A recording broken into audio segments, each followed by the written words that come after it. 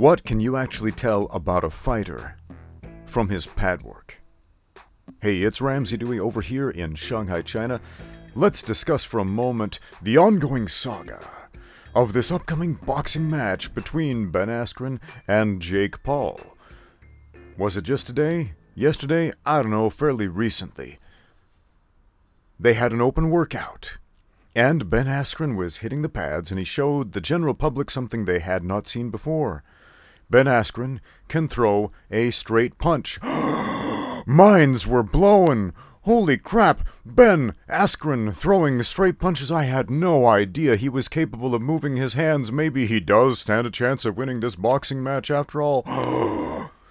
Yeah.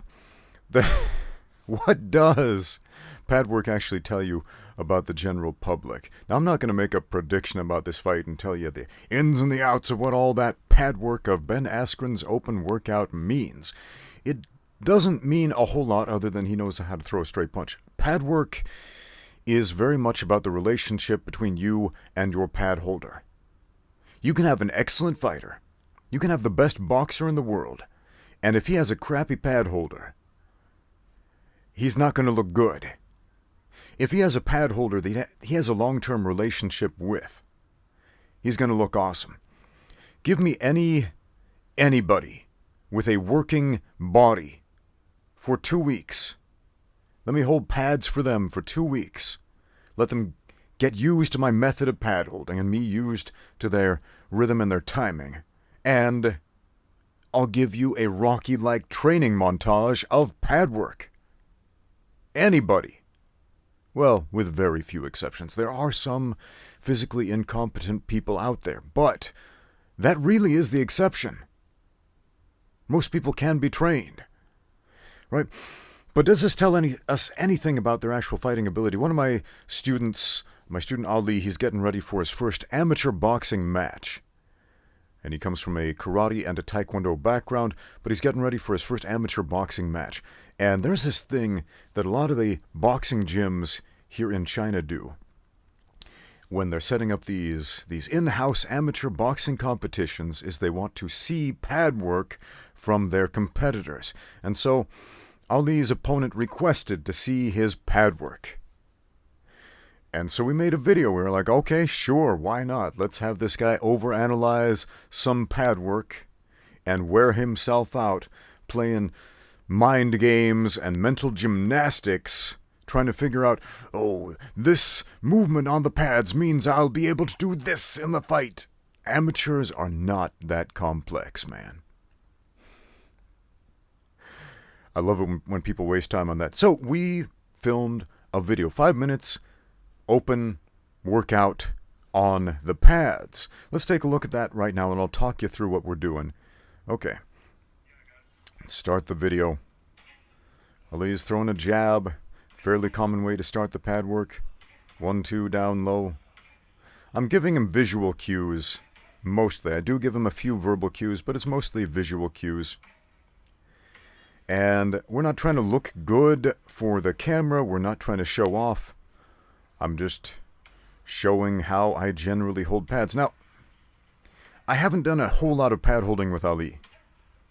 I have not. I probably held pads from maybe 5 or 6 times, to be honest. So what you're seeing right here is not that super smooth, super refined, well-oiled machine of a tight relationship between the pad holder and the puncher. Instead, I'm trying to teach him. Pad holding is about teaching and reinforcing concepts. So, a little later on, we're going to delve into some body shots and footwork for those body shots, essentially set up the Dempsey roll, if you will.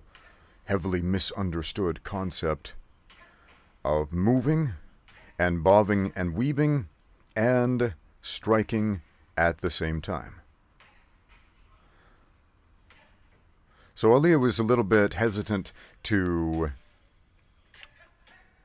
well, not hesitant. He was totally for sending this video over to his opponent, but he was he was playing some mind games with himself, and I said, dude, just relax, just do whatever, send him whatever, let him overanalyze this and think, like, oh, what are his power levels? What is he capable of doing? Oh, what are his weaknesses? As soon as he gets hit with that first punch, none of that's gonna matter. It's a first amateur boxing match, man. It is 3 2-minute rounds. There is no time to strategize and play a long game in amateur boxing. It's who hits who more. So you get aggressive, you stay consistent, you lay it on thick, and you keep laying on thick for all 3 rounds, because knockouts are fairly rare in amateur boxing. But it's the other guy who touches up the other guy more with the gloves, that's the guy who wins. So, a few very simple things. Distance, in and out. The position of Ali's left shoulder when he gets into range, since he's using variants of a Philly shell most of the time. And more than anything, the breathing. I noticed after this pad session, Ali was complaining about being a little winded more than usual. He was like, man, I'm much more tired than I usually am. And I'm like, that's because you felt like you had to show off. You felt like you were performing. Because this, to you, you're thinking, oh, my opponent's watching. I need to do something better than normal, or live up to my normal standard. And because of that stress, you're flexing more. You're not breathing normally. And that's normal. It's kind of like when you're about to have a fight and you're warming up with the pads before the fight, you're probably going to feel much worse than normal. Yeah, here I am trying to get him to move properly for that Dempsey roll. You strike as you step at the same time as you change level. For some reason, it's a really simple thing, but it's a hard concept for a lot of people to grasp. And you see right now he's changing level and then striking and stepping. And it's like 3 separated steps where it should just be like one movement. Boom, boom, boom, 1 beat of time, as opposed to boom, boom, boom, which is 3 beats of time. And the beats of time, man, that makes so much difference in boxing and really all combat sports. But man, especially boxing. I've trained a lot of boxers. My primary interest, my primary coaching job is mixed martial arts, but over here in China there are so many strikers. Striking is incredibly popular as far as boxing and kickboxing goes, and so I end up coaching a lot of strikers. I've ended up coaching many professional boxers, and I'm happy to say that all of the fighters that I've coached as far as boxing goes, with the exception of 2 who lost decisions in their bouts, have ended up with their hands raised at the end, winning. Man, it is so important to understand the rules of boxing. And it is flabbergasting to me how many people out there coaching boxers and boxers themselves don't actually know the rules of boxing. The rule book's like 2 pages long. It's not that complicated. When you understand the rules, you know how to play with the rules. You know how to milk the rules. You know how to avoid fouls. You know how to work with, in, and without the framework of professional fouls. Got a whole video about that, man. And you know how to exploit the guy who does not know how to not be exploited. If you don't understand the rules of your combat sport, you don't understand how to win. Anyway, that's my little tangent about that. So Ali did his pad work, and afterwards he's like, man, what should I do? I'm like, send him whatever. It doesn't matter. Send him any little bit of that. Send him what you think is the worst thing or the best thing. It doesn't matter. Your opponent is just going to worry himself to death looking at that. If you send him something bad, okay, he might think, oh, this guy's a chump, I'll beat him. If you send him something good, he's going to worry himself a little bit and think, how do I beat this guy? Either way, he's going to construct an imaginary monster in his mind that isn't real. Because what happened on the pads is not what is going to happen in that fight. What Ben Askren did on the pads is not what is going to happen in that fight. Ben was working on principles with his pad holder, just like I was working on some principles and some movements, trying to teach my students something, get them to improve in a certain way. Not to show off, but again, we tend to get into that mindset, especially with a fight coming up. Gotta show off, gotta look good, gotta impress the other guy, gotta impress the crowd, gotta sell this fight. Pads are a tool. They're a tool for learning. That's it.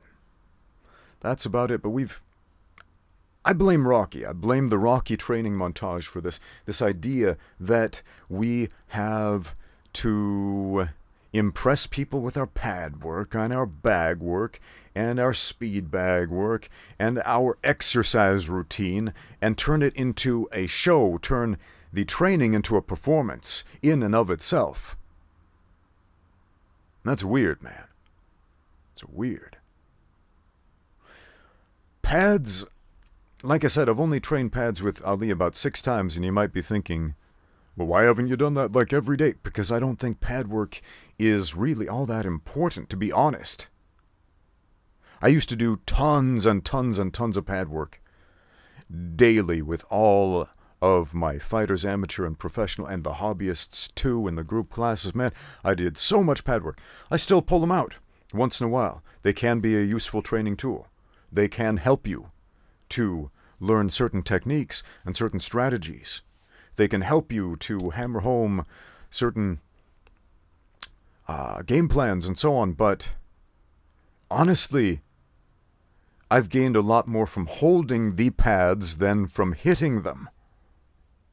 Really, I think holding the pads is a more useful skill set for a fighter than actually hitting the pads. For many reasons.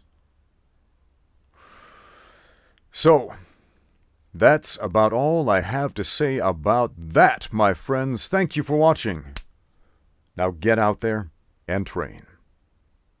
This video is brought to you by xmartial.com. Don't forget to use my code Ramsey10 for 10% off literally everything on the website. It helps this channel out a lot. Thank you so much for watching, and as always, get out there and train.